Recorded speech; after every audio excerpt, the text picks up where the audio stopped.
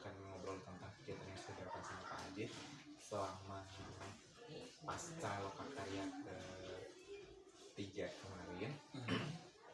Kemudian nanti kita akan berdiskusi tentang refleksi mengenai komitmen Pak Adit serta dukungan yang diberikan oleh kepala sekolah. Kemudian diskusi tentang refleksi mengenai sosialisasi visi dan misi. Soalnya kemarinnya Pak Adit sebenarnya udah selesai dan udah diaplikasikan ya. Kemudian yang berikutnya nanti praktik dan pembelajaran Pak Adit yang telah dilakukan mengenai penerapan disiplin positif di kelas dan perintisan komunitas praktisi. Dan yang kelima itu nanti praktik pemetaan kebutuhan belajar murid dan pembelajaran berdiferensiasi pada modul 2.1. Dan yang terakhir nanti seperti biasa ada refleksi kegiatan hari ini. Nah, untuk yang pertama nih Pak, tentang bagaimana sih perasaan Pak Adit sampai saat ini dalam mengikuti program pendidikan guru penggerak? Secara objektif saya merasa sangat bahagia dan termotivasi untuk terus memperbaiki diri.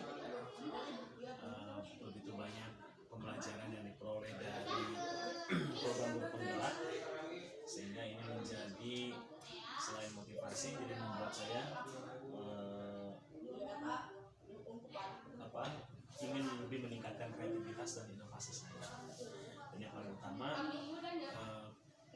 sesuai dengan salah satu dari peran guru penggerak, saya harus menjadikan diri saya sebagai seorang pemimpin pembelajaran.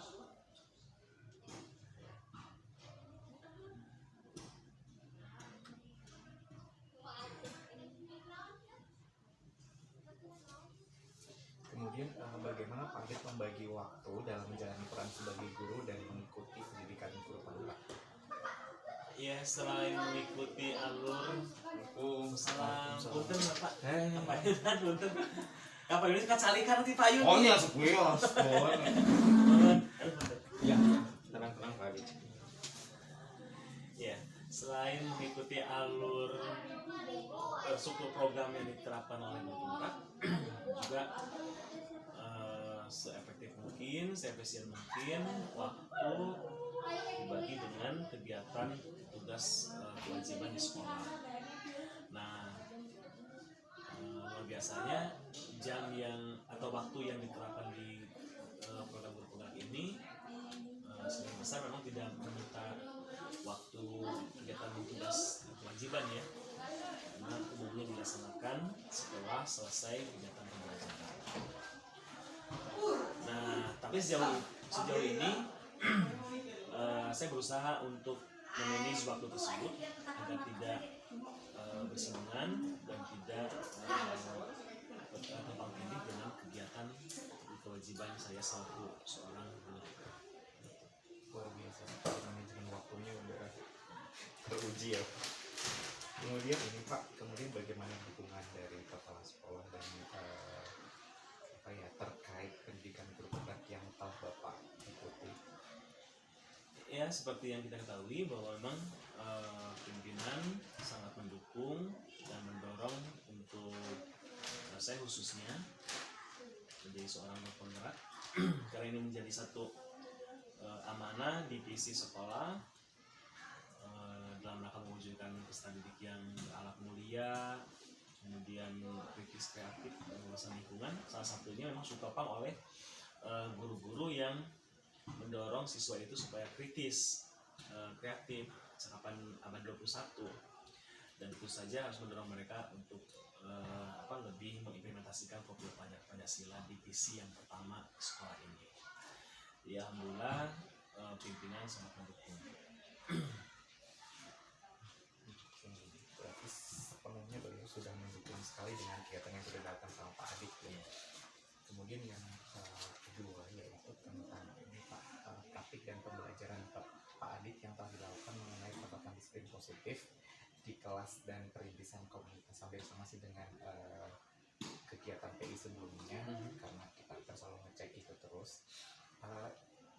Mendapat umpan dan respon yang diterima oleh Pak Adit, apa perbaikan yang akan dilakukan mengenai praktik penerapan disiplin positif yang sudah dilakukan oleh Pak Adit? Ya, sejauh ini memang sudah menerapkan tentang disiplin positif, walaupun tidak 100% terlaksana, namun arah untuk penerapannya sudah dibuat. Kemudian beberapa umpan balik yang disampaikan oleh warga sekolah umumnya mendorong bahwa budaya positif itu memang sangat diperlukan oleh ekosistem sekolah. Nah, itu mungkin yang selama ini dirasakan oleh saya selaku CGP dalam penerapan budaya positif sekolah.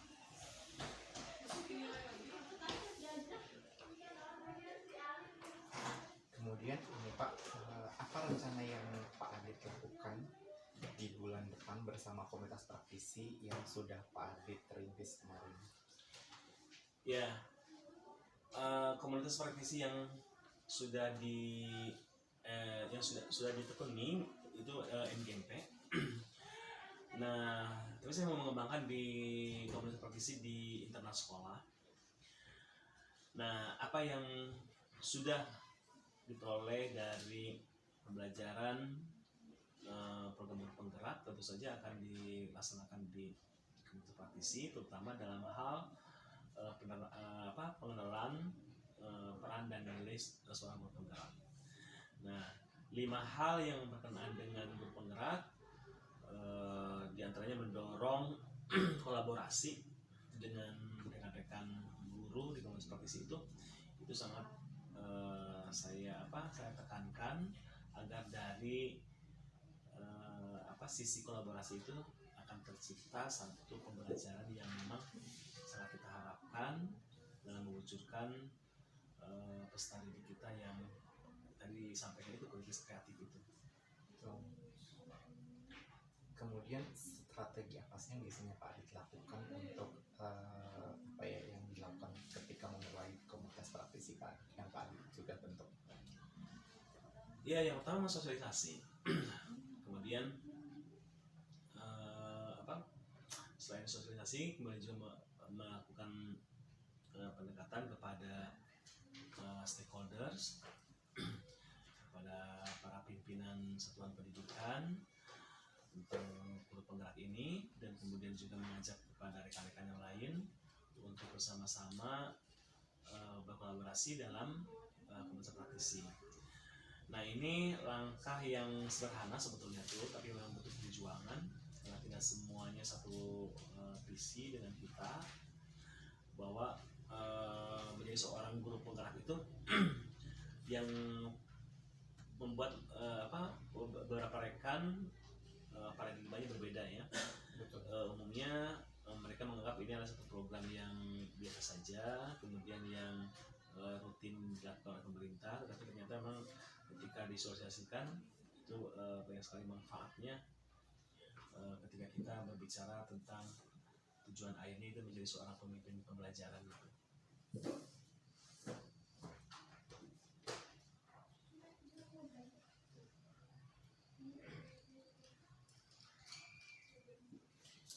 Baik, Pak Adit, luar biasa sekali ya, banyak sekali kemajuan yang sudah dilakukan Pak Adit pasca Lokakarya yang kemarin. Kemudian ini Pak terkait visi sekolah yang sudah dibentuk dan dirumuskan oleh Pak Adit dengan kepala sekolah kemarin. Apakah Pak Adit telah melakukan sosialisasi terkait visi sekolah yang sudah Pak Adit rumuskan saat Lokakarya kemarin?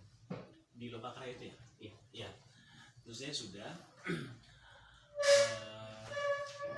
Bahkan kami bersama kepala sekolah, bersama pengawas, selain memang menganalisis tentang visi tersebut, dan kemudian visi tersebut memang sudah didokumentasikan ya, bukan hanya di sekolah saja, tapi memang di bentuk Wikipedia. Betul. Nah, hal ini memang sangat penting sehingga visi itu tidak hanya sekedar file belaka, tapi memang sudah diimplementasikan. Dan yang paling utama adalah bagaimana kita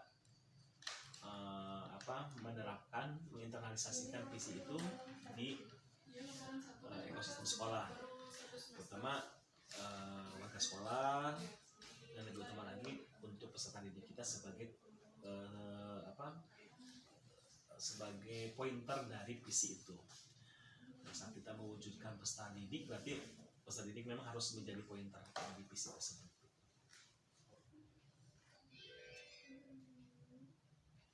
Kemudian yang kedua ini Pak, bagaimana respon warga sekolah terhadap visi sekolah yang sudah Pak Adit rumuskan bersama kepala sekolah kemarin? Iya, jadi visi itu dimana dirumuskan oleh tim pengembang sekolah, tentu saja atas arahan dari pimpinan bapak kepala sekolah, bahwa memang visi itu satu ide, satu cita-cita yang memang harus diwujudkan, sehingga sosialisasi kepada warga sekolah pun memang harus intensif ya.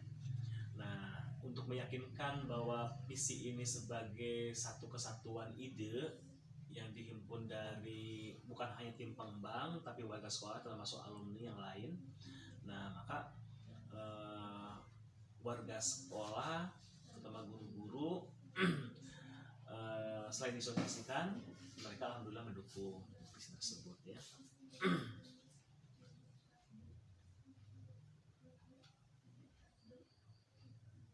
Kemudian ini Pak, adakah masukan dari warga sekolah terkait visi yang sudah Pak Adit rumuskan bersama kepala sekolah kemarin? Ya, tentu saja. Terutama dalam menyikapi lingkungan sekolah. Alhamdulillah sekolah diberikan satu ruang untuk untuk membuat sebuah cita-cita sekolah untuk berwawasan lingkungan, sehingga masukan dari sejumlah rekan dari warga sekolah untuk menjadikan sekolah ini sebagai sekolah adiwiyata. Nah, pimpinan satuan pendidikan, bapak kepala sekolah mengakomodasinya dalam visi tersebut. Itu mungkin. Kemudian Pak, bagaimana menurut Pak Adit terkait masukannya? Ya, tentu saja kami meresponnya dengan baik ya. Kami menyikapi bahwa semua kabar balik termasuk kritik itu adalah satu hasanah, satu modal yang utama dalam merumuskan satu visi. Dan ini bahkan